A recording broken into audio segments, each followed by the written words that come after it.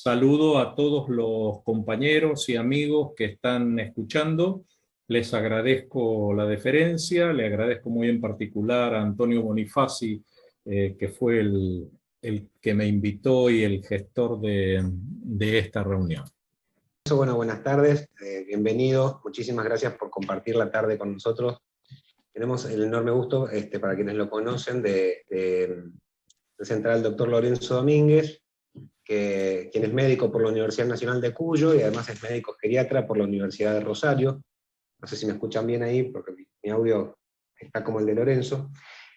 También es investigador invitado en patología médica en la Universidad de Nueva York y médico interno también en la Universidad de Chile. Cualquier cosa, Lorenzo, me corrige. Estoy con mi machete. También es ex ministro de Salud Pública de la provincia de Santa Fe, y también vi que había sido también ministro de Gobierno, allá en 2002, 2003, ¿puede ser? Sí. Más o menos. Bueno, diputado nacional, también mandato cumplido, joven, y miembro de la Comisión de Salud de dicha Cámara, de la Cámara de Diputados, gerente médico de la Superintendencia de Riesgos de Trabajo. Decía la importancia que había sido médico de pueblo y practicó la medicina y la docencia en hospitales públicos, para que nos pueda contar cómo es la gestión de los sistemas de salud, con una mirada súper amplia, que es importantísimo. Desde lo político también resultó electo como presidente comunal de Puerto General San Martín en 3 periodos, e intendente en 2 más. Así que con esta extensa trayectoria, me exigen de mayores comentarios. Bueno, esperamos que nos ilustre un poco en este contexto donde las cuestiones de salud pública resultan tan relevantes, doctor. Así que muchas gracias. Bueno, muy bien, gracias a ustedes. Entonces podemos comenzar con la exposición. Voy a compartir pantalla. Si no me equivoco, si estoy haciendo las cosas bien, ¿están viendo una pantalla? Ahora está subiendo, ahí va, ¿sí? La salud en la Argentina. Muy bien. La están viendo. Correcto. La he titulado Una trama compleja que se hace más crítica en pandemia, aunque en realidad no voy a hacer referencias sustanciales a la pandemia en la exposición, y las dejo para las preguntas si es que alguien quiere hacerlas, porque creo que este es un tema que desde la perspectiva de la salud pública tenemos que mirar con un poquito de perspectiva. Pero la pandemia de coronavirus es una pandemia más de las que afectan a la humanidad, de manera que nos sirve lo mismo para hacer cualquier tipo de referencias. Para saber a dónde estamos, yo creo que es conveniente que tengamos una idea de dónde venimos. Y yo no quiero hacerla muy larga porque existen tratados muy valiosos sobre el tema de la historia de la medicina, el más importante de los cuales, a mi juicio, es el de Pedro Laín Entralgo, pero voy a referirme sí a los grandes hitos que, a mi juicio, marcan la evolución de la medicina. Ubiquémonos en el tiempo y en el espacio. En el registro temporal que he querido señalar, comenzamos 3000 años antes de Cristo y nos venimos hasta la actualidad. Ese es el tiempo en el cual ubicamos a la historia de la medicina, y nuestras coordenadas espaciales van a ser desde el Océano Atlántico hasta el Mar Caspio, y desde el Báltico hasta el norte del África, incluyendo toda la cuenca del Mediterráneo, desde luego, y a el macizo americano.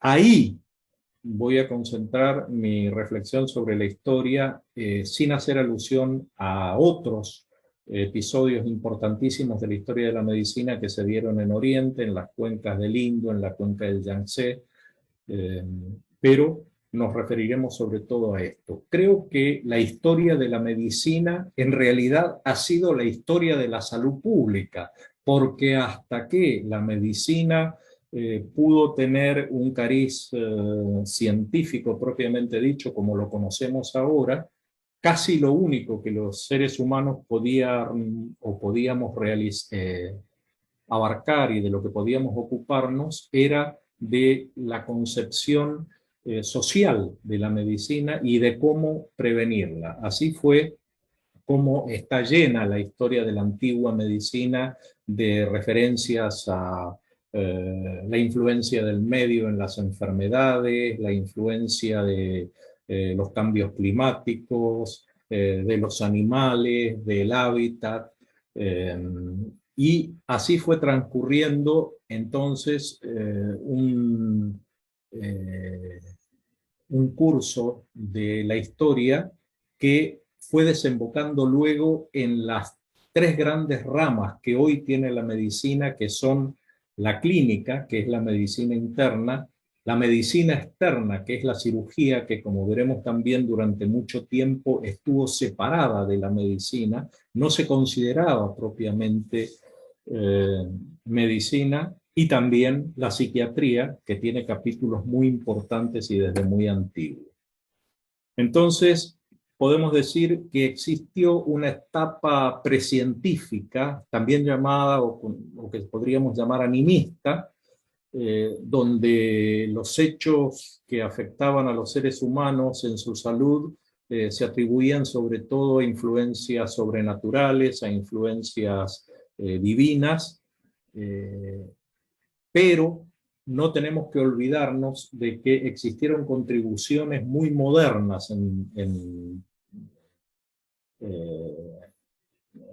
desde la perspectiva actual, ¿no?, a la medicina, como fueron las contribuciones de Hipócrates, a quien se considera el padre de la medicina, que tuvo su escuela en la isla griega de Kos, en el mar Egeo, y él ya describió numerosas enfermedades, describió las causas que pensó tenían muchas de las enfermedades que se veían en la época, sobre todo las epidemias, pero la medicina evolucionó y comenzó a cambiar cuando las grandes epidemias de la época afectaron a Occidente. Y esas epidemias fueron sobre todo de peste bubónica, de cólera y de viruela.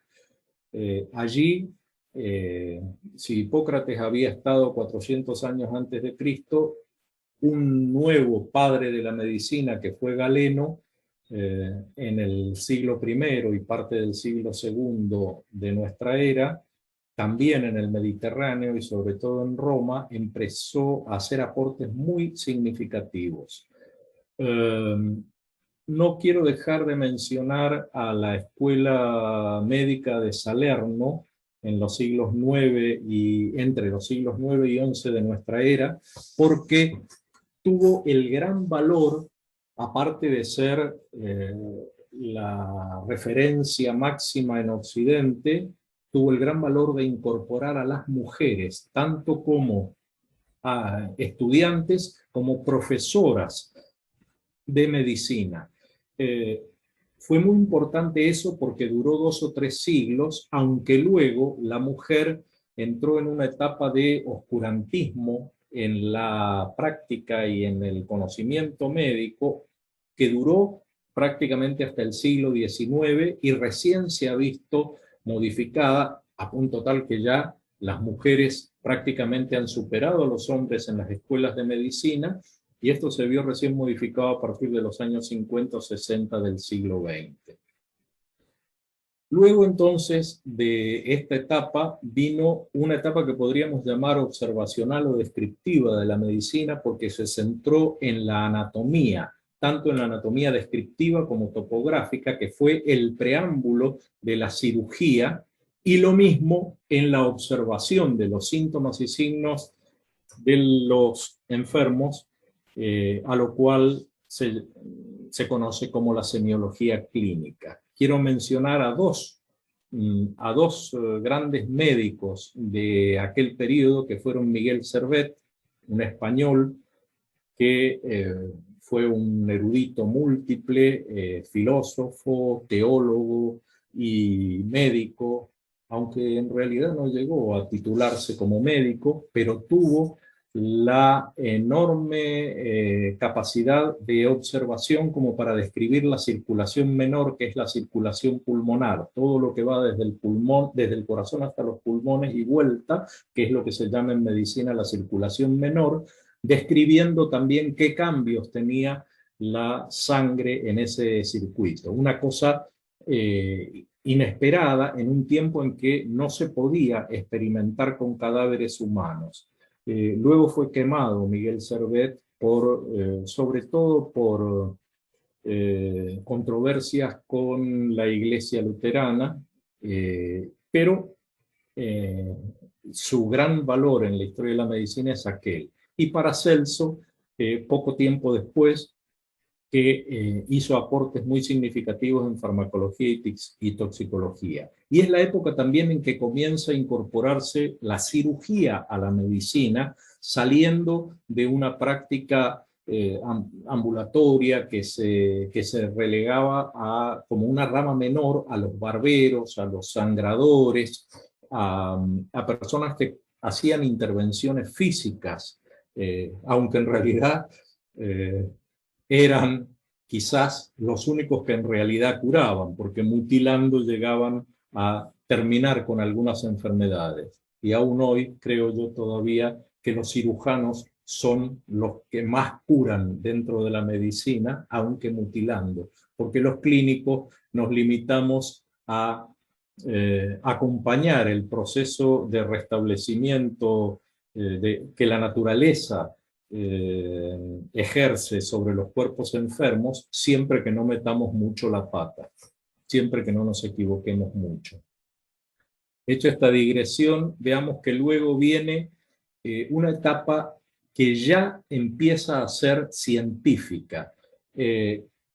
Y esta etapa la he querido marcar con las primeras experiencias de Lady Montagu y de Eduardo Jenner a lo largo del siglo XVIII. Lady Montagu comenzó en 1721 inoculando pústulas de la viruela humana a otras personas, ¿no es cierto? Con lo cual observaban que quedaban en cierta forma inmunizados para las formas graves de viruela, y Lady Montagu había introducido en Inglaterra esta experiencia desde Bizancio, desde el Imperio Otomano en aquella época. Luego Jenner, al final del siglo, retoma aquella experiencia, pero la supera, encontrando que en las pústulas de las ubres de las vacas, las ordeñadoras adquirían una modalidad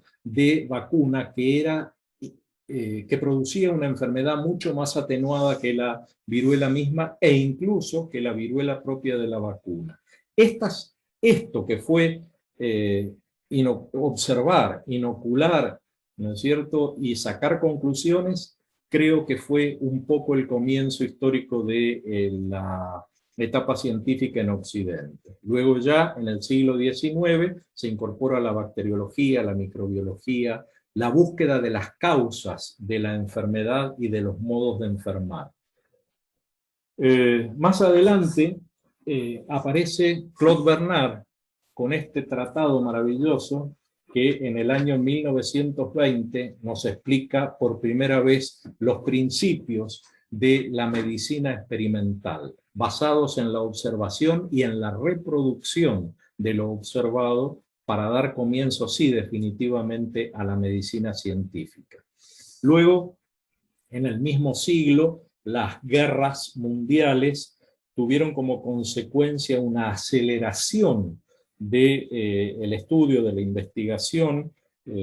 Se encontraron nuevos métodos de antisepsia, de analgesia, de anestesia, procedimientos quirúrgicos que a veces tenían que ponerse en práctica de manera acelerada y apremiante, que llevaron también a una gran evolución de la medicina. Y en los tiempos más recientes, un concepto fundamental que es la medicina basada en la evidencia, un concepto superador porque aplica los procedimientos terapéuticos y las intervenciones de salud pública y de la epidemiología, utilizando como base lo observado y la evidencia.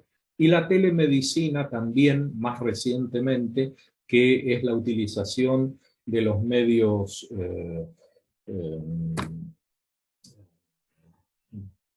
digamos, de satelitales y también telefónicos, y estos mismos que estamos utilizando en este momento, ¿no es cierto?, para ayudar y colaborar con aquellas regiones que están desprovistas de agentes de la salud.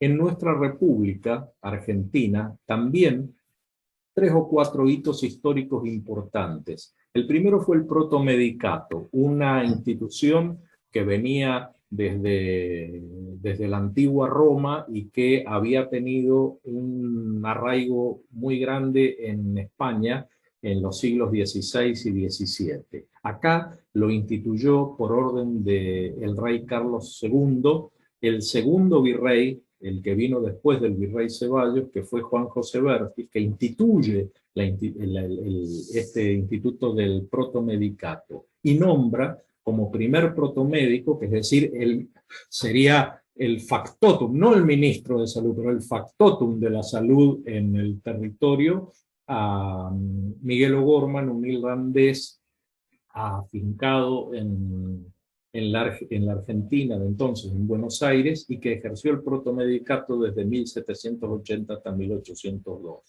En esa época se diplomó el primer médico argentino, que fue en realidad un médico gallego que revalidó su título en la Argentina en 1781. El protomedicato se ocupaba también de hacer docencia y capacitación para médicos, cirujanos y boticarios, actuaba como tribunal deontológico, o sea, preservaba la ética en el ejercicio de las profesiones de la salud, fijaba los aranceles médicos y los precios de los medicamentos.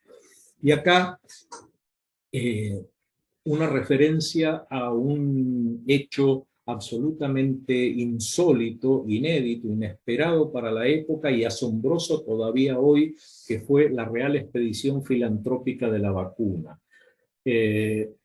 Esta experiencia consistió, ya hemos visto que a fines del siglo XVIII en Inglaterra se había desarrollado un método muy eficaz para prevenir la viruela que causaba por aquella época y siguió causando todavía más adelante epidemias terriblemente letales en todo el mundo y también acá en la Argentina.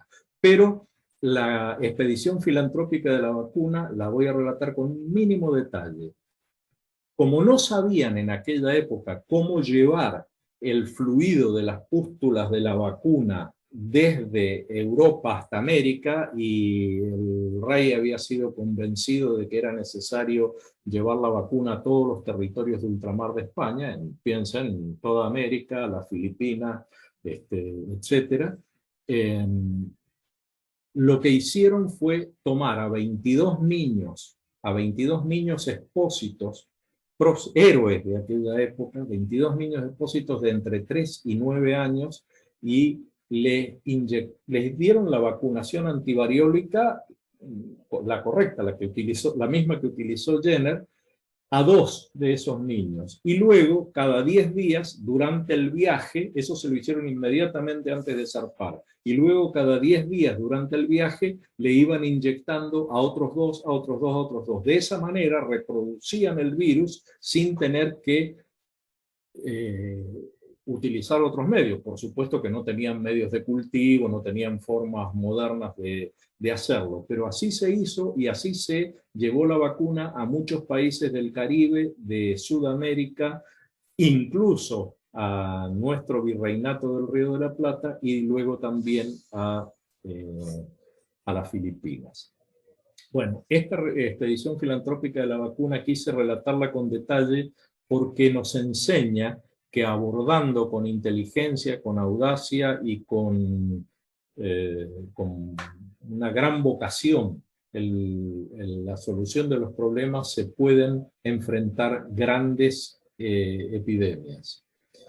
Y bueno, el protomedicato se ocupó también de fundar la primera facultad de medicina, la primera escuela de medicina, de la cual los primeros maestros fueron el propio Miguel O'Gorman, Agustín Fabre, Cosme Argerich, nombres que todavía resuenan en la medicina argentina, aunque fueron muy pocos los alumnos que en las primeras décadas se fueron diplomando en el Virreinato del Río de la Plata. Luego vinieron, para hacerla corta, la Hermandad de la Santa Caridad, las sociedades de beneficencia y sobre todo las mutualidades de nacionalidades, inglesa, británica, gallega, española, quiero decir, no separo gallega de española, ¿no es cierto?, sino que las había mutualidades gallegas y otras más amplias españolas, libanesas y otras que se instituyeron como tales en la Argentina y que todavía hoy perduran con carácter de mutualidades y, como vamos a ver, también de centros de atención de la salud. Veamos qué pasa en nuestra normativa legal y constitucional en esta materia. La Constitución Nacional de 1853 no contiene ninguna prescripción relativa a la salud.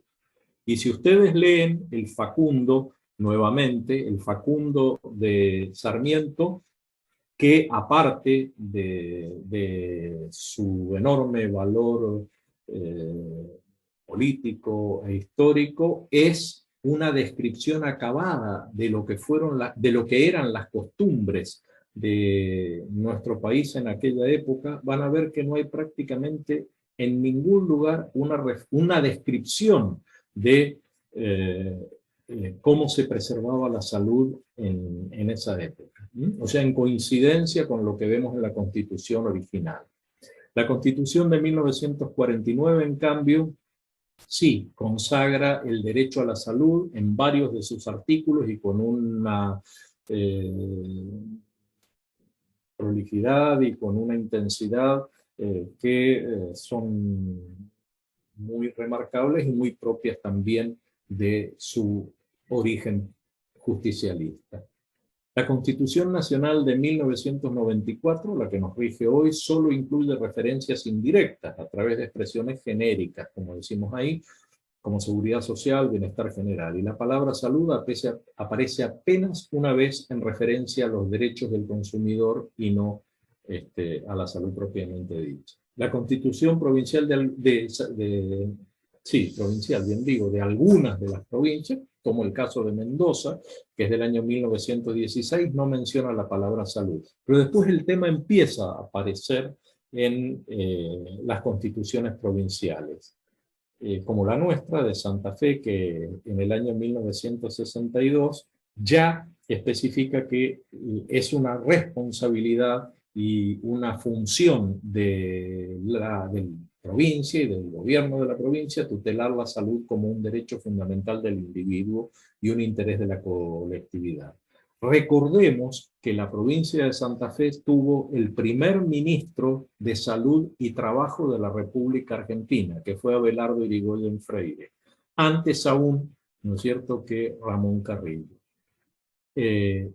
Y siguiendo adelante en el tiempo, ya vamos a ver que de las constituciones más nuevas, como la de la Ciudad Autónoma de Buenos Aires, ya se incluye todo un capítulo, varios artículos que se refieren a la intervención del Estado en la preservación de la salud. Y hay muchas otras, casi todas las provincias han modificado sus constituciones, menos precisamente Santa Fe y Mendoza, ¿no es cierto? Y en muchas de ellas este tema está tratado en extensión. Entre los antecedentes modernos quiero mencionar el de la conferencia de Alma-Ata, la capital de Kazajistán en aquella época, ya no es capital de Kazajistán, ¿no es cierto?, que reunió a los responsables de salud de las principales naciones del mundo y definió una estrategia, un objetivo primero, que era salud para todos en el año 2000. Obviamente, de los objetivos de Alma-Ata, no se cumplió. La estrategia prevista era la atención primaria de la salud, y este es un tema que ha calado muy hondo prácticamente en todas las naciones y en nuestro país se ha explorado y se ha tratado en profundidad, ¿no? Y se ha utilizado como herramienta. Y hacía énfasis la declaración de Alma-Ata en el hecho de que el método para alcanzar la salud debía ser un método científico aceptado por la sociedad, accesible para la comunidad y con la provisión de medicamentos e insumos necesarios. No podemos dejar de mencionar dos grandes hechos en nuestro país, que son la acción de Ramón Carrillo, el primer ministro de Salud, propiamente dicha, de la República Argentina, quien decía, por ejemplo, esta frase que a mí siempre me ha impactado mucho: en nuestra patria se presta asistencia médica sin negársela a nadie, sin hacer de ello un artículo de comercio, mientras otros países exponen sus grandes nosocomios con las puertas cerradas para los extranjeros, exigiendo a todo beneficiario pagar por su asistencia médica. Y creo que hasta hace muy poco tiempo, y quizás todavía, los argentinos nos hemos venido enorgulleciendo de que esta era la actitud y la conducta de nuestro país, cosa que ya no es tan clara desde mi punto de vista ni tan cierta. Luego el otro antecedente que quería mencionar era el de la famosa ley Oñatibia, que declaró de utilidad pública y sujetos a expropiación pública las drogas, productos químicos, reactivos, formas farmacéuticas, medicamentos y elementos de diagnóstico para uso y aplicación de la medicina humana. Intervenciones que fueron luego castigadas políticamente. Tanto la de Carrillo, que sufrió mucho en lo personal por ello, como la de Oñatibia y el presidente Ilia, ¿no es cierto?, que vieron frustrados sus intentos. Quiero recordar que Carrillo, Ramón Carrillo, tuvo dos grandes intervenciones epidemiológicas y sanitarias, cuales fueron la erradicación del paludismo mediante la desecación de los pantanos en grandes extensiones de nuestro país, que eran donde la enfermedad era endémica, y también una lucha sin cuartel que no terminó con la erradicación, pero sí con el desplazamiento de la enfermedad de Chagas. Luego vamos a ver otros aspectos de esto. Pero han transcurrido 70 años desde aquellas palabras. Hemos superado el temido año 2000, quizás a algunos esta expresión temido año 2000 les resuene en los oídos y en el corazón. Estamos en pleno siglo XXI y seguimos teniendo un subsector público que antes era casi exclusivamente nacional y ahora es provincial y municipal, y se supone que brinda aquellas mismas respuestas a las que hacía referencia Ramón Carrillo. Pero han aparecido nuevos subsectores y nuevas realidades. El subsector de la seguridad social, que es relativamente eficaz y solidario y vincula las obras sociales sindicales nacidas de aquellas leyes que están mencionadas ahí, con el subsector privado. El subsector privado, que ha tomado una relevancia y ha crecido de manera importante, y ha dado lugar a otros subsectores, el de la medicina prepaga y aún otros. Pero apareció un subsector capitado, que es el PAMI, y un sexto subsector, que es el de las aseguradoras de riesgo de trabajo como prestadoras también de acciones de recuperación de la salud. Es decir, hoy en día se presta asistencia médica, pero no se han solucionado los problemas de fondo. Sigue existiendo fragmentación, tanto de la oferta como de la demanda de servicios sanitarios. Y sus consecuencias son que los tres, ahora 6 subsectores no se encuentran integrados. Hay una atomización y una desigualdad prestacional en términos geográficos, sociales, de jurisdicciones, provinciales me refiero, en términos económicos, en términos demográficos. No necesito abundar en esto porque todos saben a qué me estoy refiriendo. Hay una consecuente mala utilización de la inversión global. Al estar disperso y atomizado y fragmentado el sistema, la inversión se desaprovecha. Hay una baja calidad de las prestaciones medidas según estándares internacionales y nacionales. Esto también es verdad. Las prestaciones no son de la calidad esperable en función de la inversión realizada. Después vamos a ver números. Y además hay una debilidad de las estrategias políticas y políticas sanitarias públicas en cuanto a modelos tales como la atención primaria de la salud, mandato de Alma-Ata, a la integración de los efectores en red, absolutamente indispensable para optimizar los recursos y para corregir y mejorar las prestaciones que se brindan a la gente, ¿no es cierto?, en función de una red de prestadores de complejidad creciente. Hay un desaprovechamiento de la capacidad instalada, de la atención ambulatoria y de la enfermería domiciliaria como posibilidades.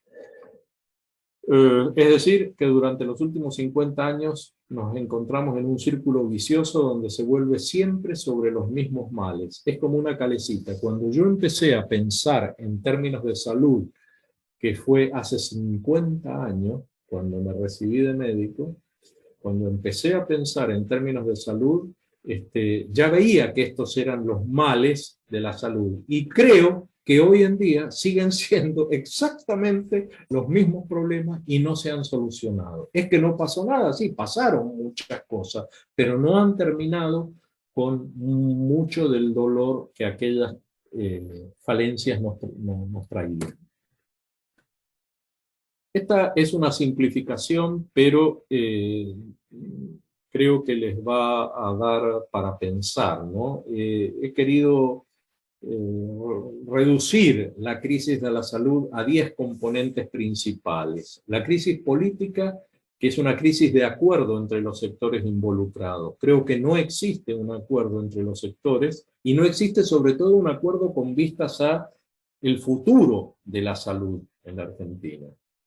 Hay una crisis estratégica, no hay una definición de un modelo integrado. Todos sabemos y decimos y repetimos que en la Argentina tenemos un modelo mixto de salud porque tenemos un subsector público, un subsector de obras sociales y mutuales y un sector privado que está encabezado sobre todo por las prepagas. Pero no está resuelto el problema del modelo que queremos. Una crisis de conducción. Cuando pongo federalismo versus supuestos mínimos, estoy diciendo, puesto que las provincias preexistentes a la nación nunca delegaron en la nación la función de administración de la salud y solamente en parte han delegado una función de rectoría en el Ministerio de Salud de la Nación, que es un ministerio que está casi de adorno, creemos que deberían existir por lo menos supuestos mínimos al cual todas las provincias se comprometieran a respetar y alcanzar en materia de salud para que hubiera un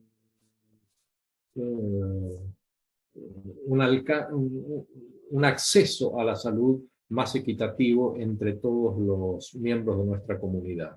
Hay una crisis de financiación, puesto que los recursos financieros no es claro cómo sean asignados. Piensen que nuestro modelo de salud en realidad no es un continente, es un archipiélago de 24 islas donde hay de todo. Hay desde niveles de excelencia hasta niveles de una pobreza escandalosa y de un abandono escandaloso. Y esto tiene que ver no solamente con las diferencias en cuanto al nivel de ingreso o a la concentración de los recursos. Yo he visto en mi experiencia personal más de una vez efectores de una pobreza, no iba a decir una pobreza, de una desidia casi criminal enclavados en el corazón de capitales de provincia y de capital de la nación. Entonces, la asignación de los recursos financieros está también en crisis. Hay una crisis de gestión.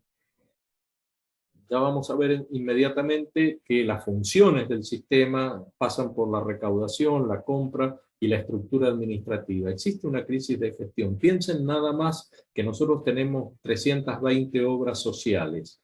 De esas 320 obras sociales, no hay más de 6 o 7 que concentran el 60 o 70% del padrón de afiliados.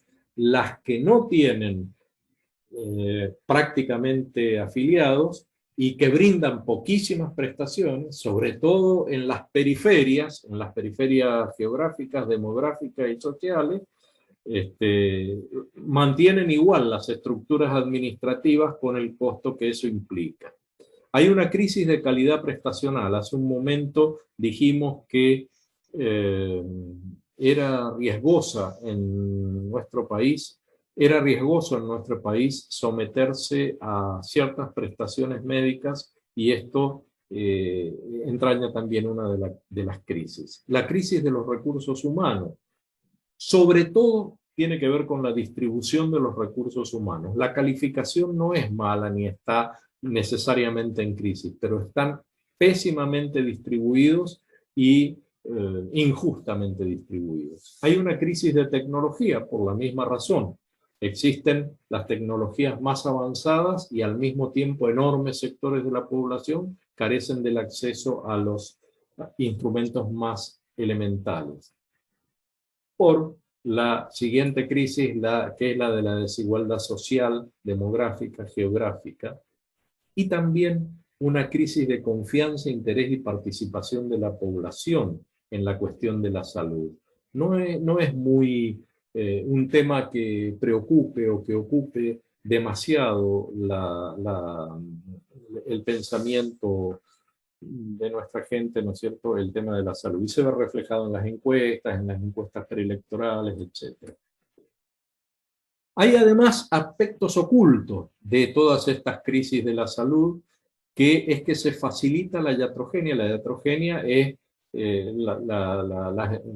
los daños que se producen por las acciones médicas, tanto personales como institucionales, ¿no? La iatrogenia por prácticas no controladas, por procedimientos no seguros. Nosotros hemos visto, lo vemos por ahí en la televisión, gente que se muere por intervenciones irresponsables en instituciones médicas, instituciones que no son supervisadas, y, como ya dije 2 o 3 veces, un alto riesgo de enfermar y morir por prácticas médicas comunes y habituales. Y además hay otro hecho, porque si nosotros recordamos que hoy en día el concepto de soberanía es mucho más abarcador que la defensa de las fronteras de un territorio, vamos a recordar que la falta de presencia de efectores médicos y de instituciones médicas y de acción médica en grandes extensiones de nuestro vasto territorio es un descuido de la presencia institucional y una facilitación de todo tipo de acciones criminales. Piensen ustedes, además de las que se me ocurrió mencionar a mí, todas las que existen. Otro hecho interesante es la elitización prestacional. Hay muchas instituciones de altísimo nivel. Esto no es solamente un problema argentino, lo vemos también en muchos países de América Latina, muchos de los países en los cuales encontramos grandes referentes de la medicina, países de Sudamérica. Existe un altísimo nivel de calidad prestacional y científica. Y he mencionado algunos de los hospitales que se me ocurrieron en este momento.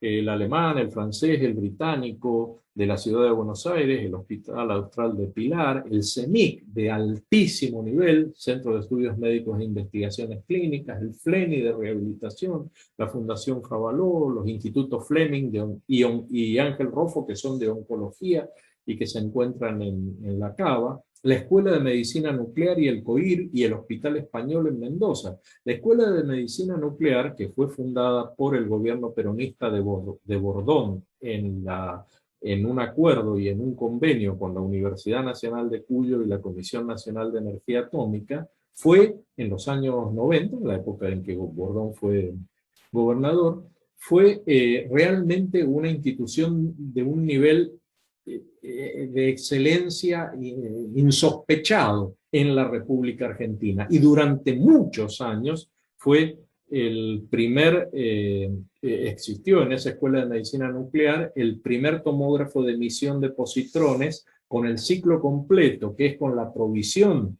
del isótopo radioactivo que utiliza el tomógrafo de emisión de positrones, que es la fluorodesoxiglucosa, preparada en el mismo lugar. Allí está, hoy existe, y desde hace 30 años, un tomógrafo y un ciclotrón, que es el que produce el isótopo radiactivo, que tiene una vida muy breve, de 6 horas aproximadamente, y por eso es conveniente que el ciclotrón se encuentre al lado del tomógrafo.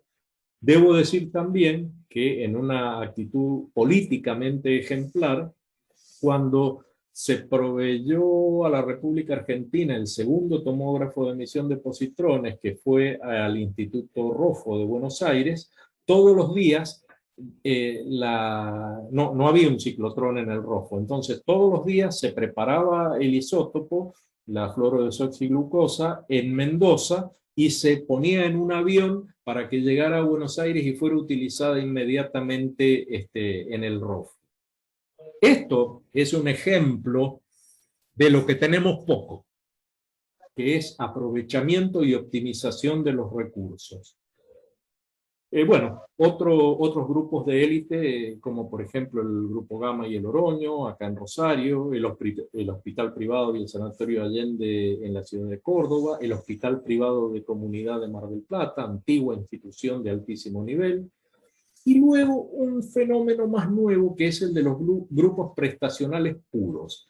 Es decir, son grupos prestacionales que solamente brindan prestaciones, pero no tienen cápitas, no tienen afiliados, sino que tienen los más altos niveles de calidad prestacional y los venden ya sea a la medicina prepaga, al sector público, a cualquiera, ¿no es cierto?, que pueda comprarlo. Es una novedad más reciente en la República Argentina y hay varias experiencias al respecto.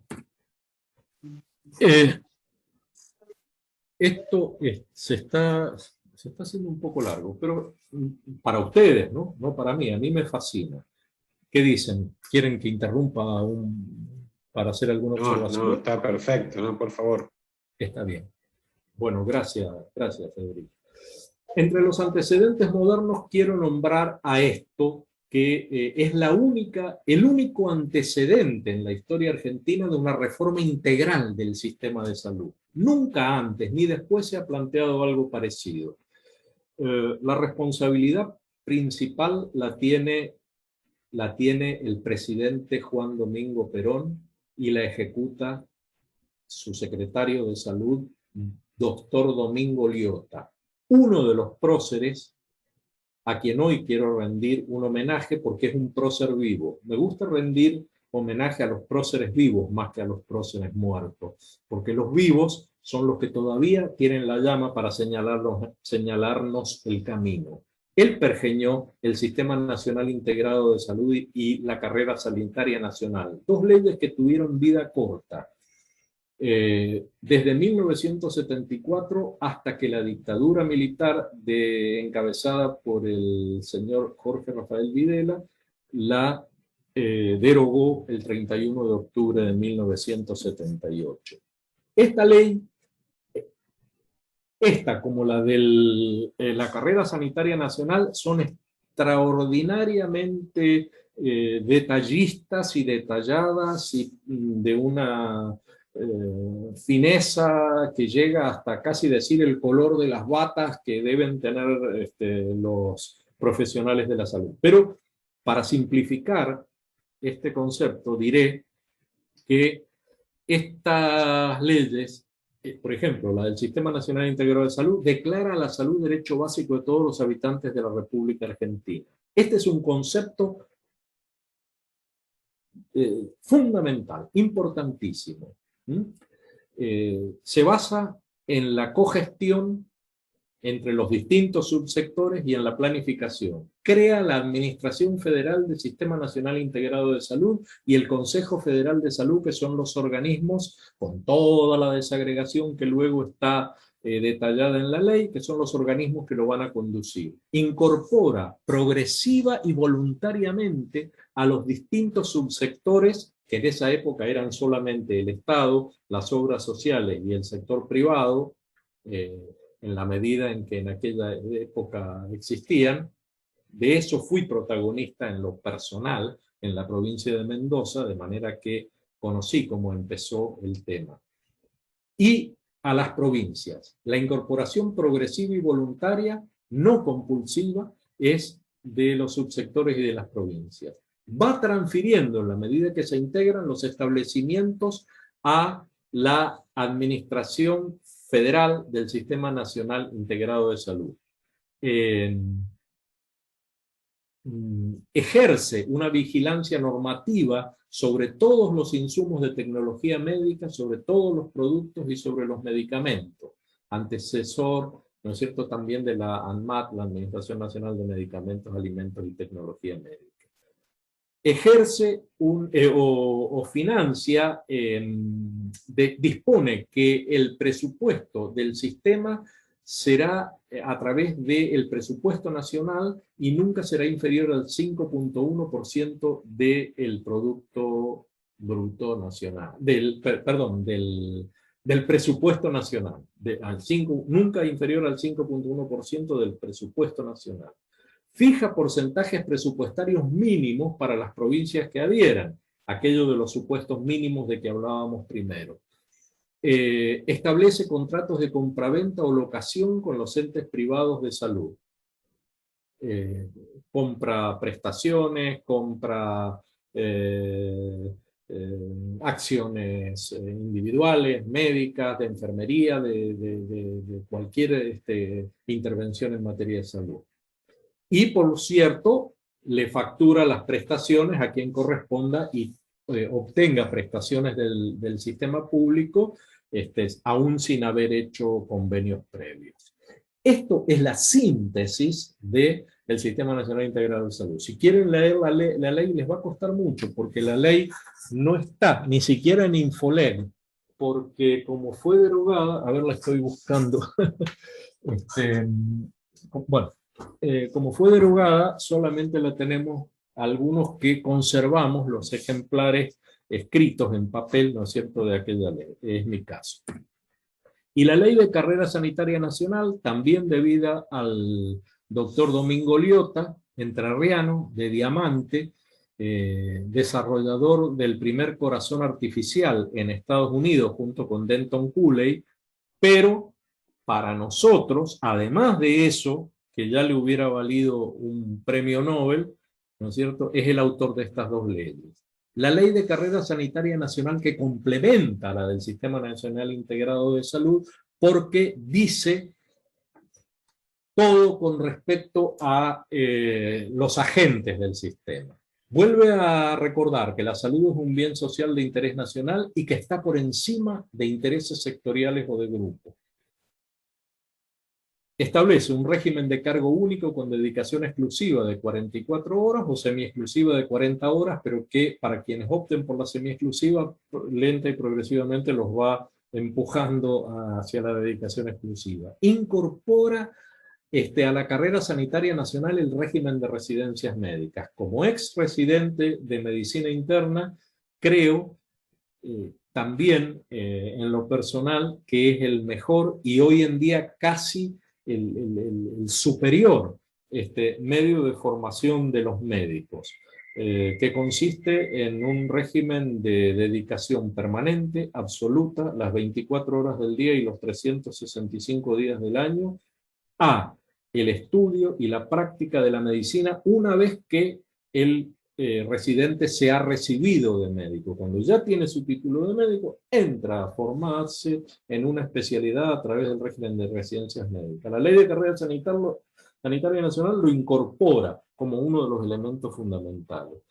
Establece que el ingreso a todas las ramas es por concurso abierto, que la capacitación Piensen en esto que están leyendo ahí, ¿no es cierto?, en el contexto actual. Piensen cuánta gente podría incorporarse con gusto a un sistema así si le permitiera hacerlo por concurso, capacitándose, perfeccionándose, especializándose, teniendo estabilidad, teniendo becas, ¿no es cierto?, regidas por la ley, establecidas en la ley, con una incompatibilidad de intereses, con un consejo deontológico específico para juzgar la conducta de los miembros de la carrera.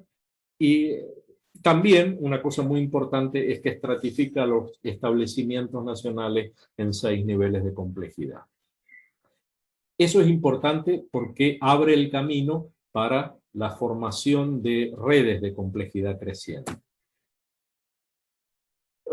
Y hay otros antecedentes, no ya tan integrales, no ya tan abarcadores como el de estas dos leyes anteriores, que son el Hospital Público de Autogestión, creado por Decreto Nacional en el año 93, que luego se transforma en Hospital Público de Gestión Descentralizada en el año 2000.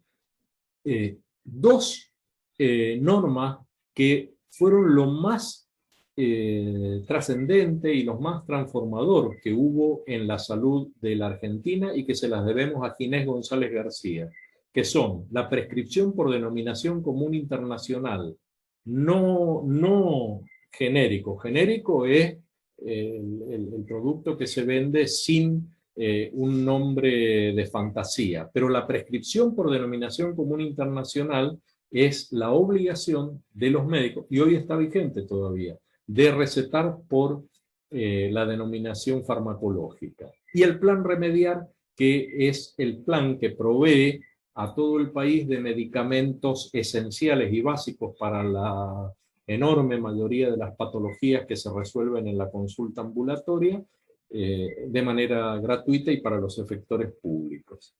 Bueno, y después también dos normas que tienen muchísimo que ver con las pocas capacidades rectoras que conserva el Ministerio de Salud de la Nación. El Programa Nacional de Garantía de Calidad de la Atención Médica, que viene desde el año 92, y el Sistema Nacional de Evaluación de la Calidad en Salud.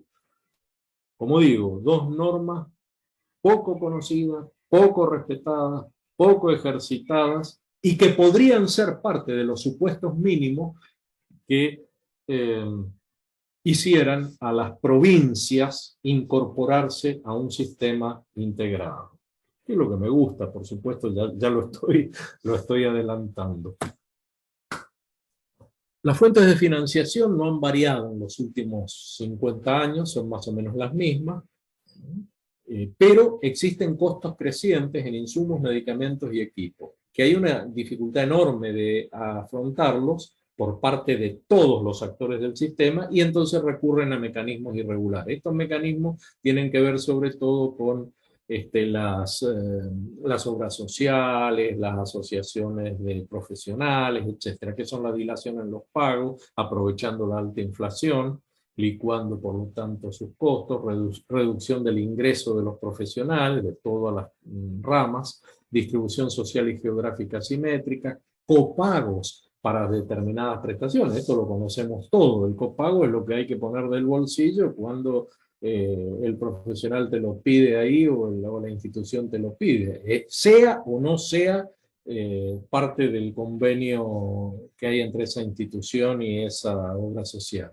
Las cartillas prestacionales acotadas que no te brindan odontología o acciones psiquiátricas o de fonoaudiología, y la vía Betty Fabiani, que está atenta a esta charla, de oftalmología, cuántas veces no brindan los lentes, u otro tipo de ortesis. Ortesis son los agregados que te ponen en el cuerpo para complementar alguna falla, una lente intraocular, unos lentes, un bastón, una pierna artificial o lo que fuera. Miremos qué tiene nuestro país. Recursos globales del sistema de salud argentino, faltó decir ahí. Tiene más o menos, no lo he puesto en números, sino en proporciones o en tasas. Hay más o menos unas 4,5 camas de internación por cada 1000 habitantes, lo cual es bueno, es aceptable desde los estándares que promueve la Organización Mundial de la Salud. De estas camas, el 43% pertenecen a establecimientos públicos y el 57% ya a los privados. Hay 4 médicos por cada 1000 habitantes. La Organización Mundial de la Salud plantea que es ideal 3, quiere decir que en ese sentido estamos bien, pero no estamos bien en materia de enfermería, y de esto venimos hablando del año del JOPO. Tenemos 2,6 enfermeras cada 1000 habitantes cuando debería haber 9, es decir, debería haber el triple de enfermeras. Enfermeras con calificación universitaria o con calificación profesional de escuelas de enfermería. Esto es un tema muy importante en cualquier planteo de salud. ¿Cuáles son las funciones en el aseguramiento de la salud? La regulación, que es función del ente rector. El financiamiento, que puede ser público, privado o mixto. La gestión de los riesgos, que tiene que ver con la previsión del sistema, saber qué voy a tener que afrontar, y de los recursos, qué es lo que voy a tener que comprar. Y la provisión de los servicios o prestaciones. Prácticamente todas estas funciones son para ustedes, no para mí, porque entiendo y sé que en la FUNEPE la mayoría de los presentes o de los integrantes son economistas, y médicos creo que hay muy pocos o ninguno, salvo el que está hablando. Entonces, todo esto tiene que ver con la gestión administrativa y económica, ¿no es cierto?, del sistema. Ya estoy adelantando que la salud no es una materia de los médicos, es una materia de muchos sectores de la sociedad en la cual ustedes tienen un papel preponderante y fundamental en el futuro.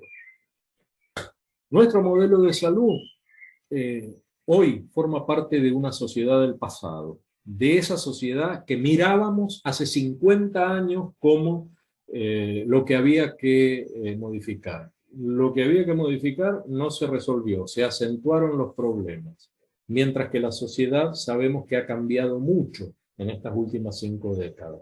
Ha habido un envejecimiento de la población, es decir, la pirámide poblacional se ha ensanchado en la cúspide, pero también se ha ensanchado en la base, porque ha habido un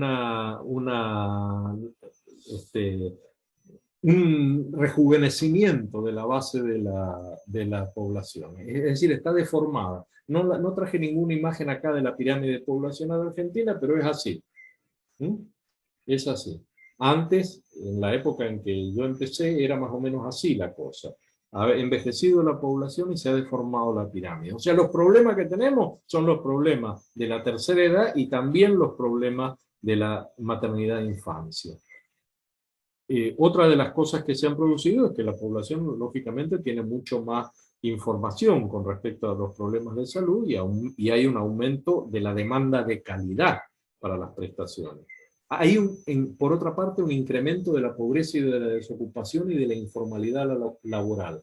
Todo lo cual contribuye, ya lo saben, ya lo presumen ustedes, a la desfinanciación del sistema. ¿Por qué?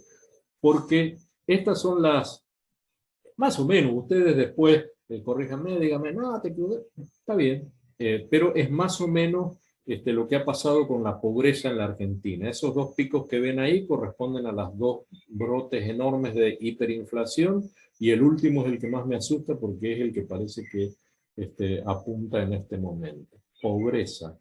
Porcentaje de población por debajo de la línea de pobreza. Todo esto incide en el modelo de salud. Toco algunos indicadores básicos publicados por el Ministerio de Salud de la Nación en conjunto con la Organización Panamericana de la Salud y la Organización Mundial de la Salud. Pero son indicadores que nos dicen algo. La esperanza de vida al nacer, entre hombres y mujeres, y terceros sexos también, es de 75,5 años. Eso nos está diciendo que no estamos muy bien en términos de nuestra vecindad. No somos el más forzudo del barrio, no. El porcentaje de urbanización de nuestra población es del 91% para esa época, ¿no es cierto? Lo cual también nos permite pensar en cuáles son los diseños de modelos de salud. El índice de desarrollo humano de 0,830, lo cual es razonable. El índice de Gini, ahí lo tengo ahí abajo, el índice de Gini, que como ustedes saben, el 0 indica una igualdad absoluta de la distribución del ingreso y de la distribución de la riqueza, entre todos los sectores considerados, y el 1 o el 100, según lo miremos en valores absolutos o multiplicado por 100, ¿no es cierto?, para hacer más fácil, más útil la lectura. El índice de Gini es de 41, vale decir, estamos bastante cerca de una distribución equitativa, no me animo a usar algunas palabras, de la riqueza. Pero eso es para el año 2017-2018, ya vimos en la curva anterior cómo las cosas pueden estar empeorando. Las necesidades básicas insatisfechas, lamentablemente, están en un 12,5% de la pobreza en los valores que vimos antes. La tasa de natabilidad es de 15,4 por cada 1.000 habitantes. Vale decir que en un año, por cada 1.000 personas que hay, nacen 15,4 y se mueren 7,5. Ese es el ritmo al que va creciendo la población argentina. La tasa de mortalidad infantil o probiosa es de 8,8 por 1.000 nacidos vivos. Esto significa que de cada 1.000 niños que nacen vivos, 8,8 se mueren antes de cumplir un año de edad. Eso significa. Y el calificativo es el que usé.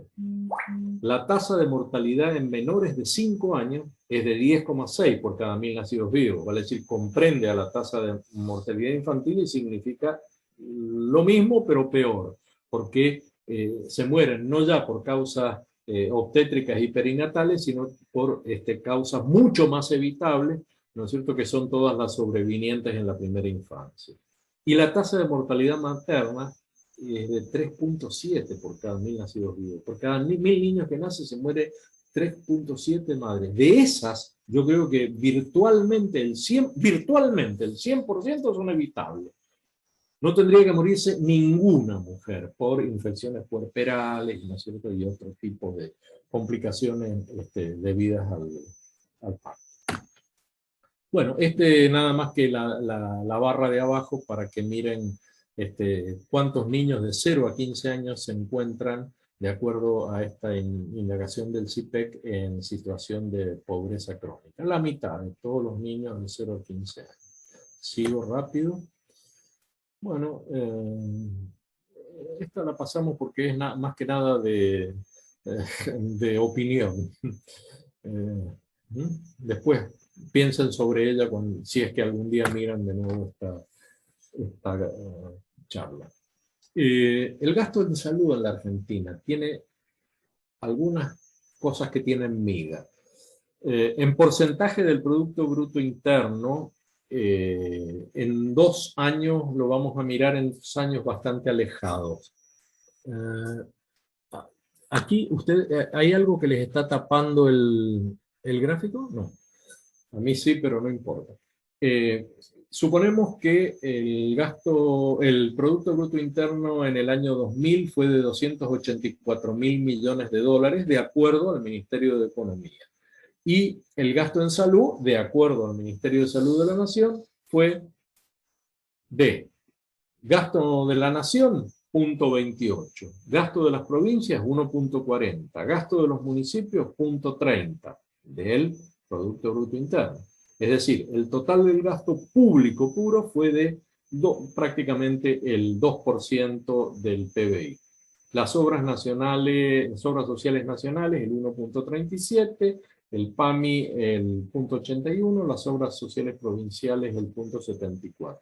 O sea, el total de la seguridad social, 2,92. Y el privado, 4,24. Esto hace que para ese año el total del gasto fuera del 9,14 de aquellos 284.000 millones de dólares.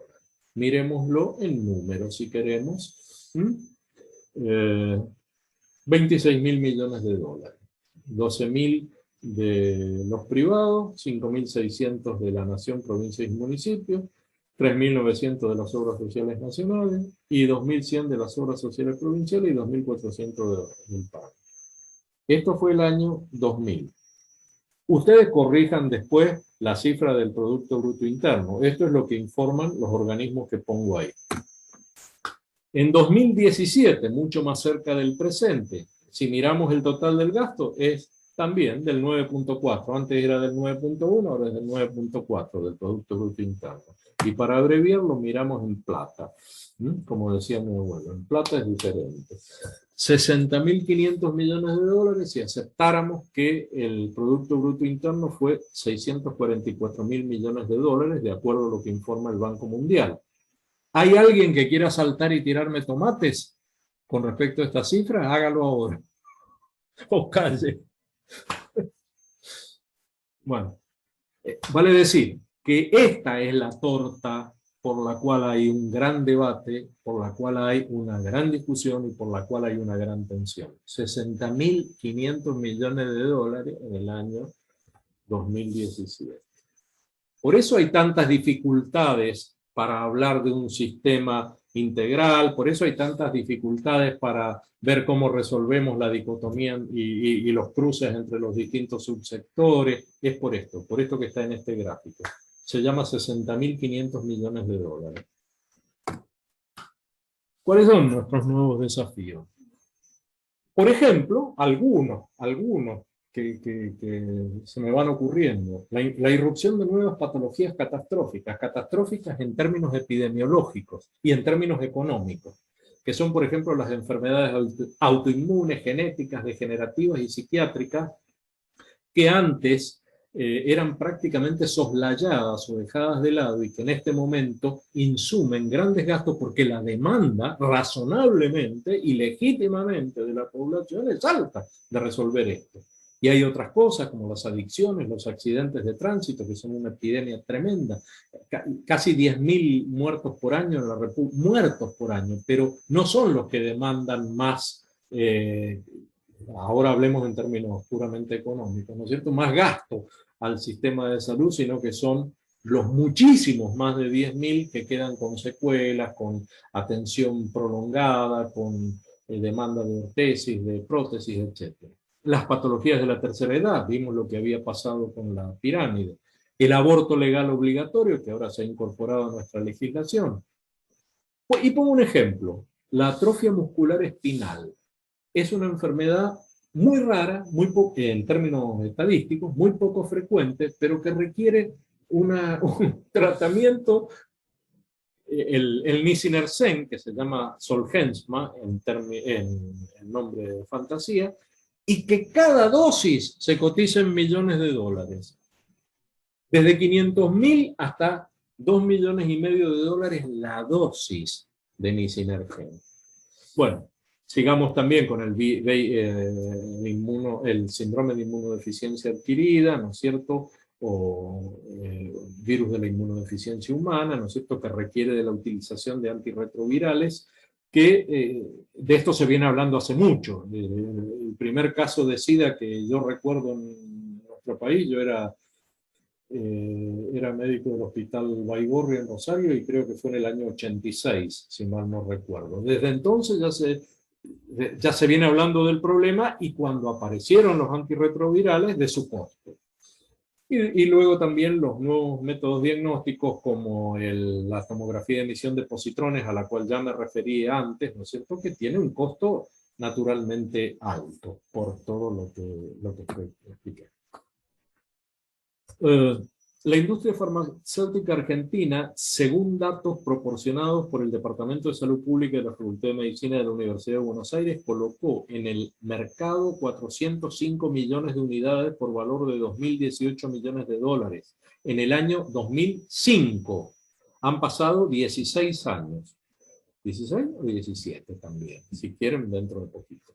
Los primeros 20 laboratorios, de los cuales 11 son argentinos, cubrían en aquella época el 60% del mercado. Había 142 droguerías autorizadas por la ANMAT, de las cuales solo 3 concentraban el 60% del mercado. El consumo per cápita de medicamentos, que estaba expresado en ese momento en 212 pesos, yo lo reduje a dólares de aquel momento y eran 38 dólares. Por lo tanto, el consumo nacional de medicamentos era más o menos 1.650 millones de dólares. Medicamentos, solamente en el año 2005. Ustedes saben más de economía que yo y por lo tanto piensan más rápido. Pero a mí me dijeron, pensemos en un nuevo modelo de salud. Yo creo que un nuevo modelo de salud debe estar vinculado con los modelos. No es una cosa aislada, no se puede llegar e implantar y decir, ahora implantamos este. No, tiene que estar vinculado con el modelo educativo, con el laboral y con el productivo. Por lo tanto, no puede ser una cosa de sopetón, sino que tiene que haber una progresión. Tiene que ser integrador de los diferentes subsectores, ¿no es cierto?, que ya hemos visto. Tiene que ser federal, o sea, comprendiendo todas las realidades geográficas y políticas. Universal, todos los sectores sociales, que abarque todas las edades y patologías. Organizado en redes de complejidad creciente, esto es clave. Siempre lo pongo, ya debe estar 6 veces en las diapositivas mías, digo yo. Ahí ya saben, ya se dan cuenta de cuándo vengo.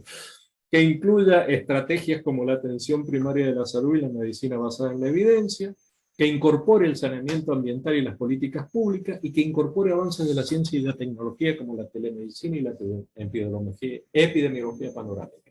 Acá me pongo de pie y le rindo homenaje a otro prócer vivo, Conrado Baroto, artífice de la Comisión Nacional de Actividades Espaciales, quien me enseñó mucho, ¿no es cierto?, sobre la utilización de la telemedicina y de una herramienta absolutamente desaprovechada que yo quise poner en práctica en la provincia de Santa Fe cuando era ministro de gobierno, no cuando era ministro de salud, porque en esa época todavía no estaba, y bueno, no se pudo. La epidemiología panorámica consiste en mirar desde nuestra constelación satelital, que es líder en el mundo y que en conjunto con Brasil y con Italia, ¿no es cierto?, tiene varios satélites geoestacionarios que están mirando todo el tiempo la República Argentina, desde la Quiaca hasta el Polo, ¿no es cierto?, y que saben qué pasa con las temperaturas del planeta, en el mar y en la tierra. La epidemiología panorámica nos adelanta qué va a pasar con los vectores que avanzan de norte a sur, sobre todo nos referimos a la Aedes aegypti que transmite la fiebre amarilla y otras enfermedades, nos referimos al Anopheles que transmite el paludismo, nos referimos al Triatoma infestans, que también se llama vinchuca y que transmite el Chagas, ¿no es cierto? Y que desde arriba, desde el cielo, podemos ver qué va a pasar con la evolución de esos vectores y por lo tanto cuánto sufrimiento y cuánta muerte va a haber en nuestro país debido a estas enfermedades. Nuevo homenaje a Conrado Baroto. Bueno, sería muy largo entrar en esto. Quise simplemente mostrarles esto para que ustedes después reflexionen si quieren sobre la comparativa con los modelos que hay en otros países. Yo creo que el doctor Domingo Liotta debe haberse inspirado o debe haber estado pensando mucho en el sistema británico del Servicio Nacional de Salud con cobertura universal, aunque él afrontaba otros problemas, como era la diferencia entre un país prácticamente unitario, a pesar de que tiene varias naciones adentro, así creo yo, pueden jugar Escocia, Irlanda, Gales, ¿no es cierto?, y Inglaterra pueden jugar en el Campeonato Mundial de Fútbol y tener más posibilidades. Pero lo que él afrontaba era la dificultad de la implementación de este Sistema Nacional Integrado de Salud en un país con tanta diversidad geográfica y sobre todo política por el federalismo. Pero no es el único país federal y en otros países también se han implantado modelos. El modelo de los Estados Unidos, que es incluso el Obamacare, que fue el intento de hacer que todas las empresas, sí, coactivamente, ¿no es cierto?, incorporaran a un sistema de cobertura a todos sus trabajadores, pero ya eso se dio vuelta y hoy en día vuelve a ser absolutamente liberal y cada uno hace lo que quiere. El sistema español del cual quiero decir solamente dos cosas. Ha sido evaluado por las evaluadoras del sistema de salud como el más eficaz, eficiente, equitativo del mundo, superior, muy superior al de Estados Unidos, superior al de Inglaterra, superior al de Suiza, el primero del mundo. Y tiene ese seguro algunas similitudes con nuestro país, como es la variación, las diferencias que existen entre las regiones autonómicas. También he tenido ocasión en algún momento de evaluar ese sistema en Cataluña, en España, y he visto también cómo había grandes, bueno, en la época en que yo estuve por allá, grandes diferencias entre las distintas regiones que creo que hoy se han atenuado bastante. El sistema alemán, que es el que dio origen al que nosotros tenemos en este momento, ¿no es cierto? El de los fondos que derivan de las sociedades, prácticamente de las corporaciones de la Edad Media, ¿no es cierto? E implantado por Otón de Bismarck, luego de la unificación de Alemania, ¿no? Y como modelo luego para muchos que han derivado en las obras sociales por actividades laborales.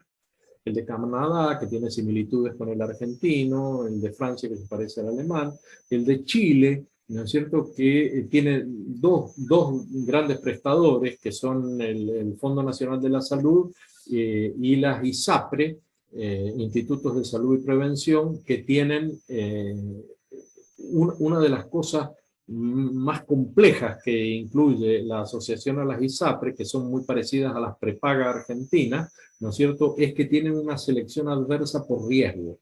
Es decir, si sos viejo, no te puedes, tenés que pagar una prima muy alta por afiliarte, etc. No quiero entrar en... El otro día estuve en Colombia y traté de averiguar sobre las modalidades de prestacionales, y la impresión que me llevé fue de que hay una virtual inexistencia del sistema público y que funciona sobre todo en base a aseguradoras privadas. Quienes conozcan mejor me corrigen, por favor.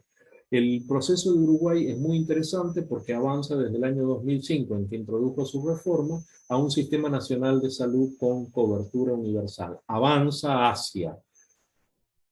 Y el de Bolivia, que,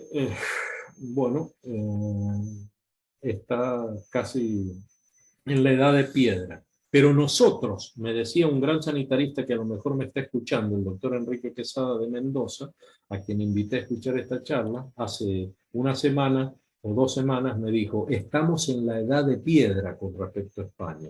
Si Bolivia está en la edad de piedra con respecto a nosotros estamos en la edad de piedra con respecto a España.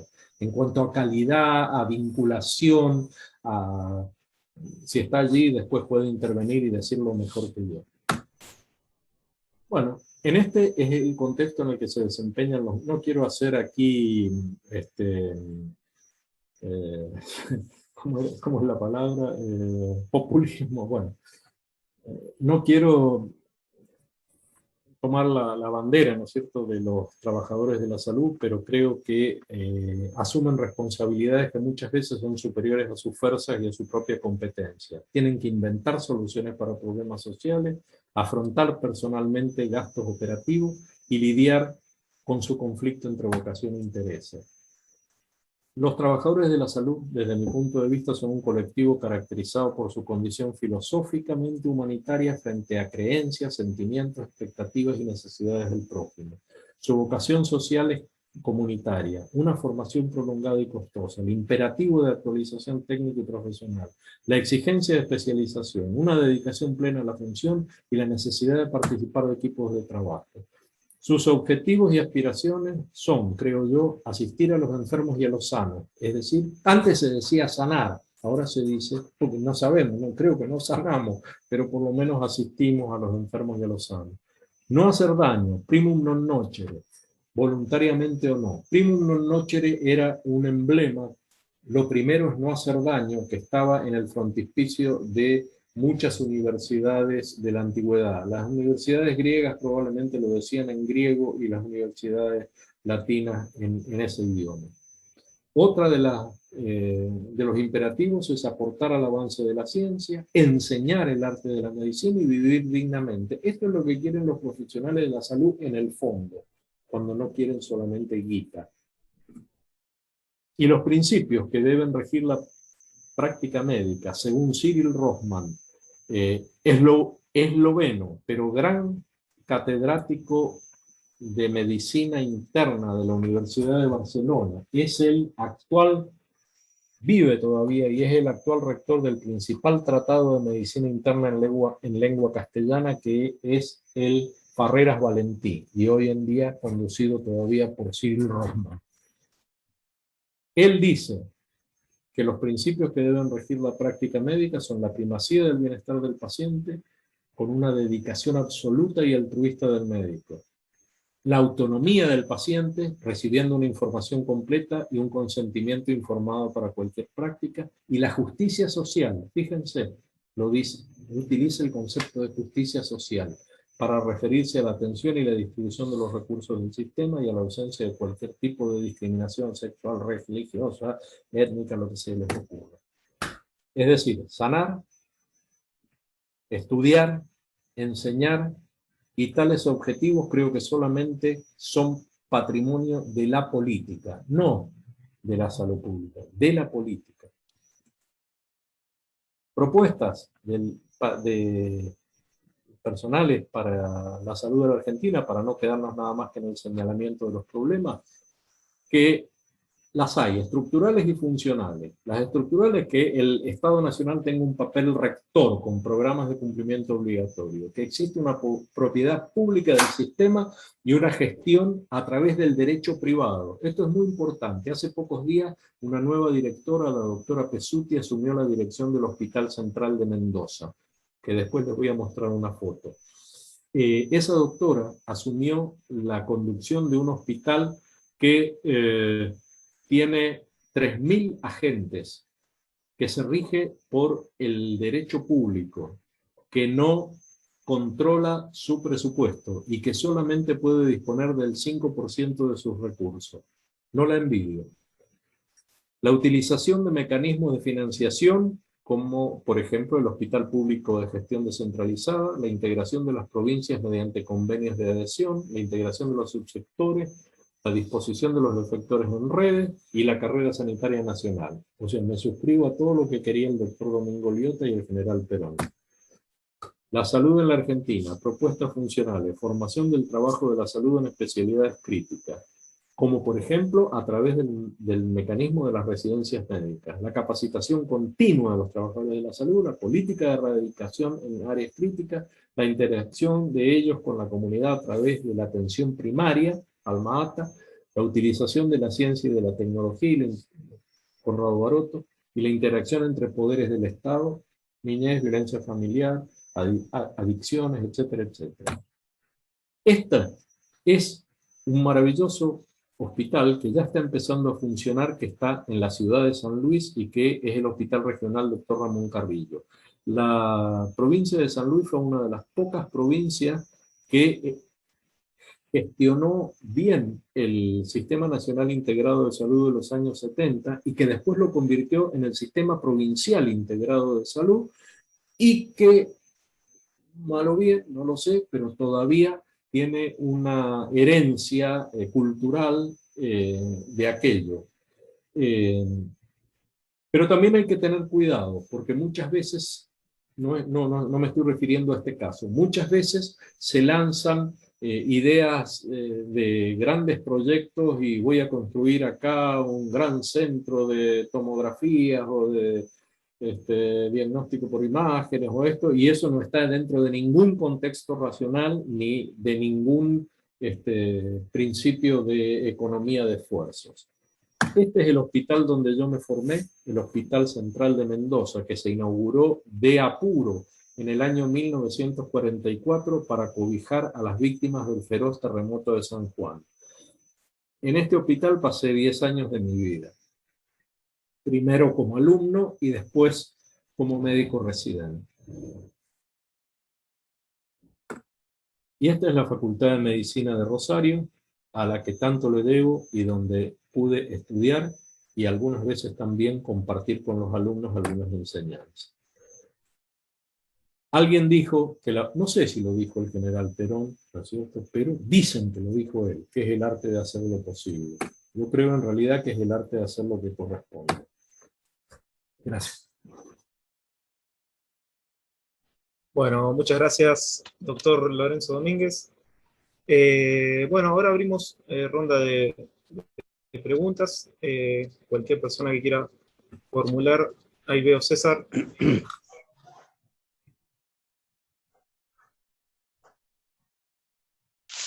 Sí, soy yo, espero que esta vez no me falle el audio de nuevo.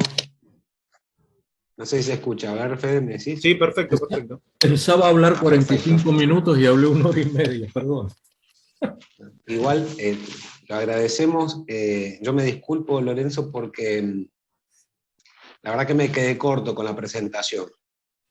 Impresionante la disertación, le agradezco infinitamente todos los datos que ha tirado. Bueno, después también es cierto que con tiempo uno va a poder mirarlo para poder ver todos los slides para analizar los datos, están bárbaros realmente. Una de las preguntas, escuché con mucha atención toda la charla y una de las cosas que me quedó, bueno, de los supuestos mínimos con el tema de los prestadores, ¿no? Estos 320 que se concentraban en 6 o 7, sumado a todo lo que después nos explicaba de la falta de integración de los sistemas y los subsistemas, desde un aspecto territorial, o sea, sí, geográfico y financiero también, ¿no? Más lo de los laboratorios, etcétera, uno se llega rápidamente a la conclusión del poder de lobby que tienen tanto los laboratorios como las empresas dedicadas a la medicina, y cuál había sido un poco su experiencia en función de la gestión pública, ¿no? en el rubro, y cómo lo ve en la actualidad. Ni hablar ya de pandemia, ¿no? Supongo que esto es la gestión de compras, más que nada medicamentos y bueno, insumos médicos. Bueno, en cuanto a mi experiencia personal con el tema de los subsectores, casi diría que eh, como ministro de Salud de la provincia de Santa Fe, procuré, en el no mucho tiempo que estuve, procuré centrar mi acción en la recalificación de los hospitales de referencia y en la vinculación de los efectores en red. Hasta ahí llegué. No sé si conseguí algo, mucho, pero algunas cosas conseguí. En cuanto a mi paso por el PAMI, que es un tema que no habíamos mencionado acá, pero lo traigo a colación porque fui gerente de auditoría prestacional del PAMI y como tal pude evaluar el funcionamiento de muchos efectores de salud, tanto públicos como privados, en las 24 jurisdicciones del país, cosa que luego también pude reproducir otra vez en la gerencia médica de la Superintendencia de Riesgos de Trabajo. Me he llevado una impresión muy pobre de la calidad prestacional. Y vuelvo a decir algo que ya expliqué, no solamente en centros muy alejados de las grandes ciudades, sino también en el corazón de las grandes ciudades he visto fallas y deficiencias en la calidad prestacional muy grandes. Con respecto a la posibilidad de integrar a los tres subsectores y de capturar la mayoría de los recursos para una administración central, creo que hace falta una enorme transparencia, un enorme liderazgo político y una gran vocación patriótica. Tengo la impresión de que eso lo logró Gran Bretaña porque instauró su sistema de salud en el año 1948. A lo mejor ellos necesitaron ser asolados y destruidos por una guerra tan feroz como la que fue, pero yo creo que nosotros no estamos en una situación muy alejada de aquella en cuanto a los males que nos están aquejando. Y creo que ya es hora de que empecemos a pensar en términos más de nuestra comunidad y más de nuestra, no quiero usar la palabra patria, ¿no es cierto?, pero sí en las necesidades de nuestro país, en esa materia que es el ámbito cultural, geográfico y emocional donde tenemos que movernos. Liderazgo político muy fuerte, claridad de metas, transparencia absoluta, porque esos montos de dinero no te los va a regalar nadie, ¿no es cierto?, si no mostrás día a día lo que estás haciendo en materia económica. Y esto vale para todo. Esto vale también para el presidente comunal, para el intendente, para el gobernador. Nadie te perdona esos montos de dinero si no estás en condiciones de mostrar claramente qué es lo que haces todos los días con esa plata. Bueno, eso es lo que hace falta para Lorenzo, le pregunto, en orden a la transparencia que usted dice, entonces 60.500 millones, que no es poca guita, y la utilización de los datos con esto de la remotización, yo creo que es un valor agregado al tema de la gestión financiera de esos recursos aplicados a la gestión de salud. ¿Cómo lo ve usted en la mirada que tiene de la experiencia? ¿Cómo cree que se pueden insertar en términos federales, digo, entre las provincias y nación, para optimizarlo? Y bueno, ¿qué posibilidades le ve a esto?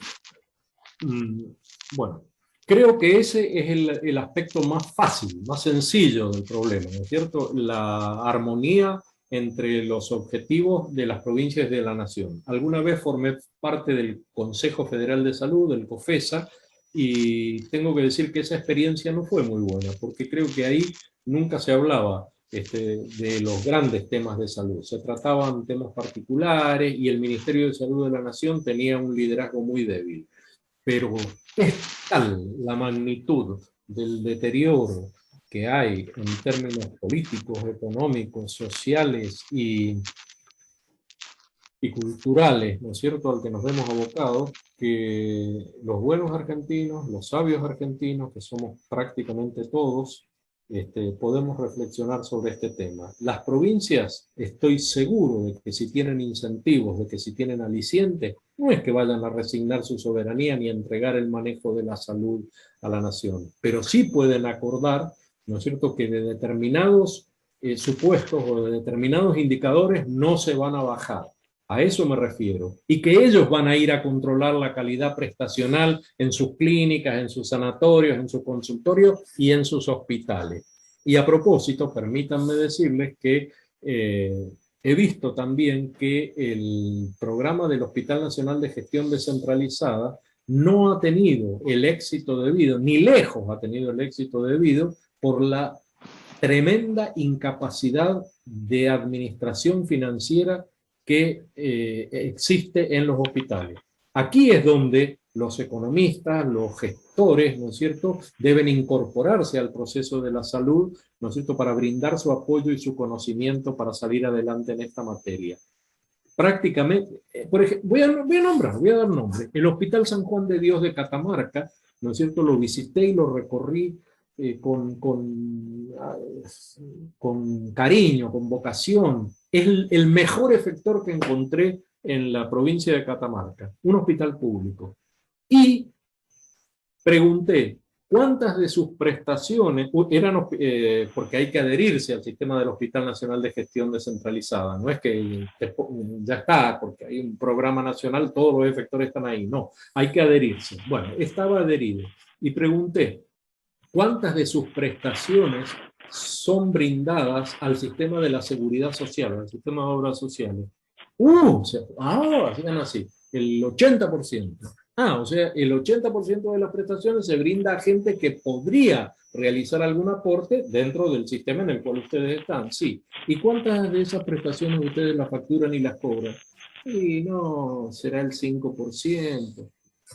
Chicos, esto es lo que tenemos, en esto es en lo que tenemos que pensar también. No es culpa de ese hospital, no es culpa de ese hospital. Ya les digo, es el mejor efector que encontré en la provincia de Catamarca y uno de los mejores que encontré públicos que encontré en el país.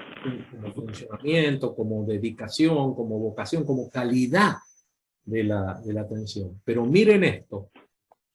¿Cuánto podría mejorar ese sistema, ¿no es cierto?, si nos abocáramos todos los sectores de la inteligencia argentina, ¿no es cierto?, a resolver un problema? Les tiro la pelota todo el tiempo a ustedes, que son económicos. Sí, Oscar, ¿usted quería formular una pregunta? Sí.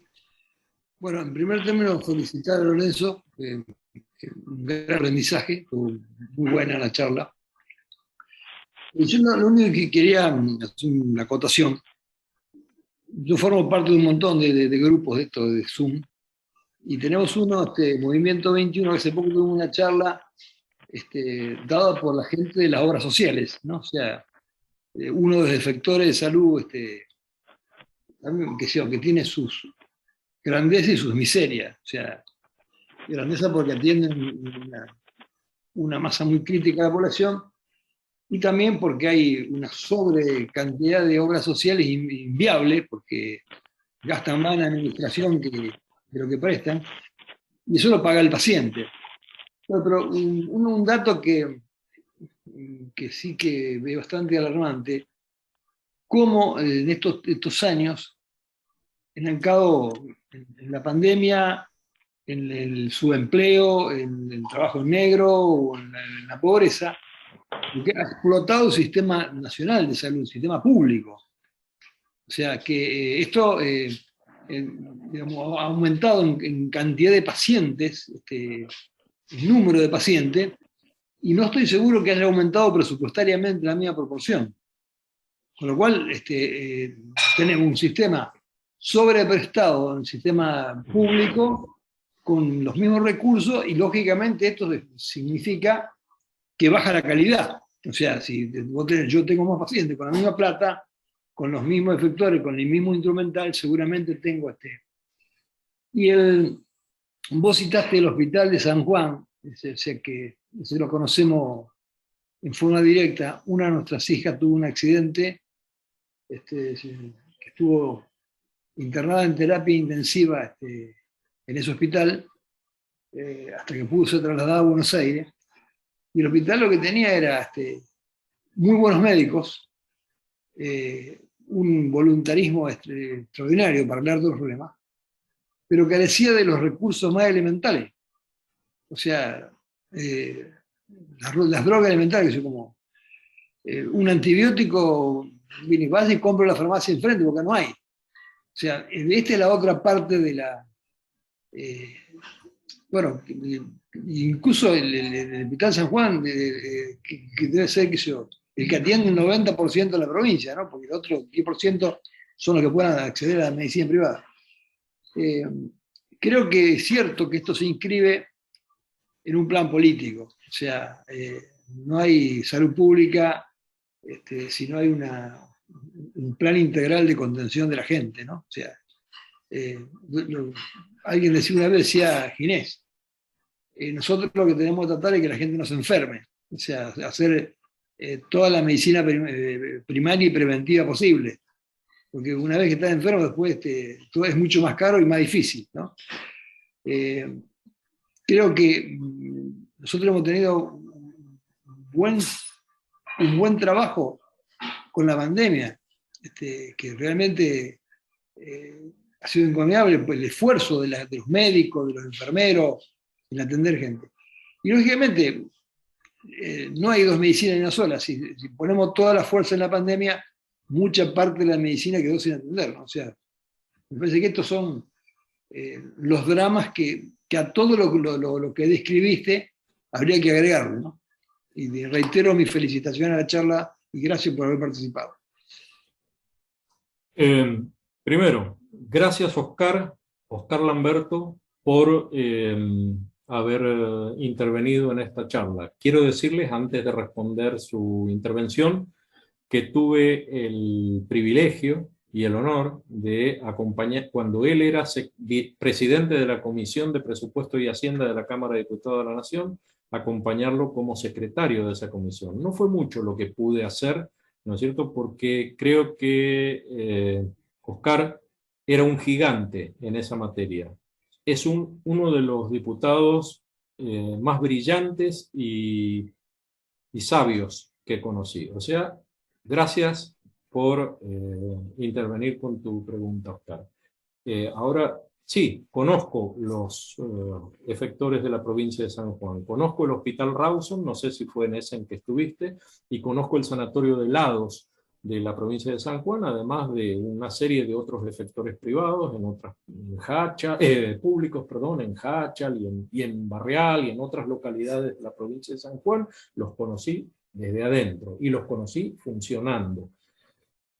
El Hospital Rawson es exactamente lo que has descrito y no pasa lo mismo con el Sanatorio de Lados. No quiero seguir profundizando porque cuando no tengo algo bueno que decir de alguien o de algo, prefiero ocultarlo a menos que sea indispensable. Sí, hace falta una gran vocación nacional, una gran vocación política, un gran respeto por las instituciones, un gran respeto mutuo por las personas, y un gran desprendimiento para construir un sistema de salud y un sistema político que nos contenga a todos los argentinos y que nos permita vivir en paz y volver a ser felices. Gracias, Oscar. Bueno, muchas gracias. ¿Alguien más que quiera formular alguna pregunta al doctor?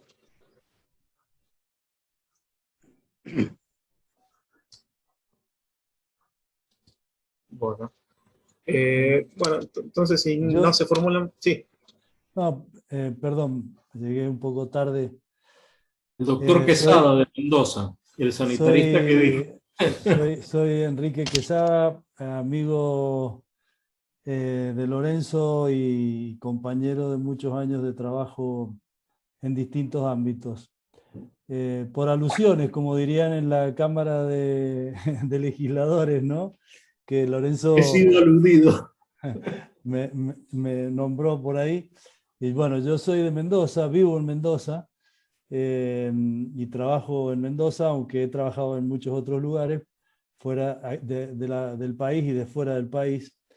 Pero bueno, Lorenzo comentaba, no quiero ser muy largo, pero para explicar un poco o para responder a lo que él preguntaba o me requería que yo dijera algo.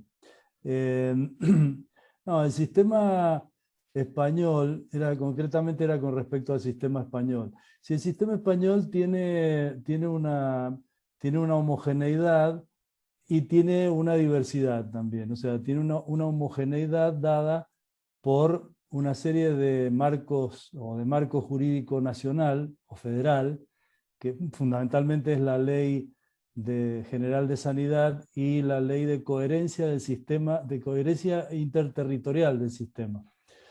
Y la diversidad está dada porque las comunidades autónomas, que son 17, como tienen transferidas las competencias, tienen algunas diferencias entre ellas, pero justamente para que esas diferencias no fueran tan grandes, se hizo la Ley de Coherencia Interterritorial del sistema.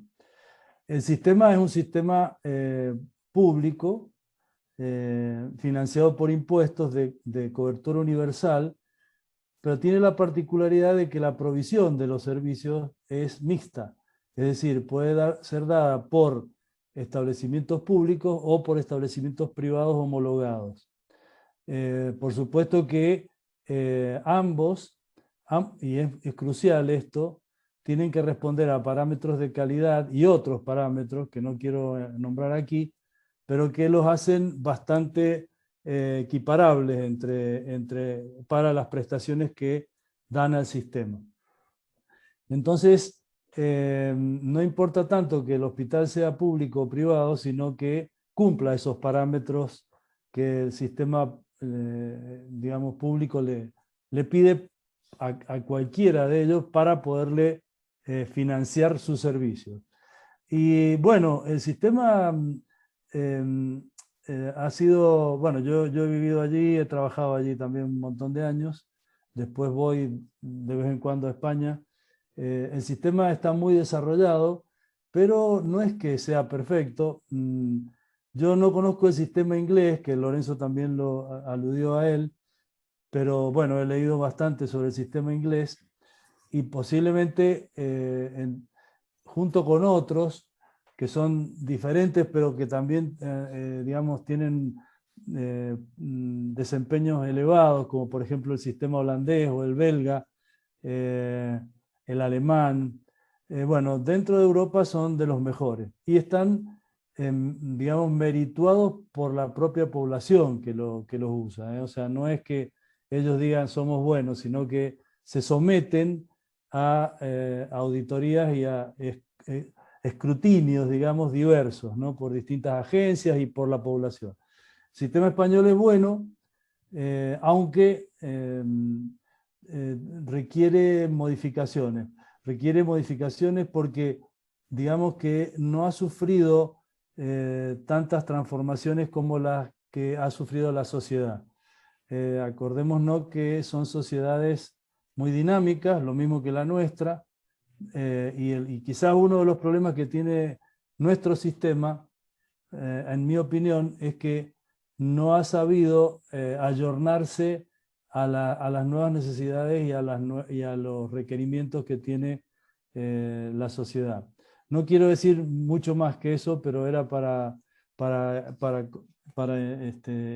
intervenir, como digo, por alusiones, pero me gustó mucho tu exposición, Lorenzo, y la verdad es que la seguí con mucha atención desde el principio, no exactamente desde el principio porque llegué un poco tarde, pero casi desde el principio, y la verdad es que los felicito a los organizadores y a vos, Lorenzo, porque veo que seguís en el tema full.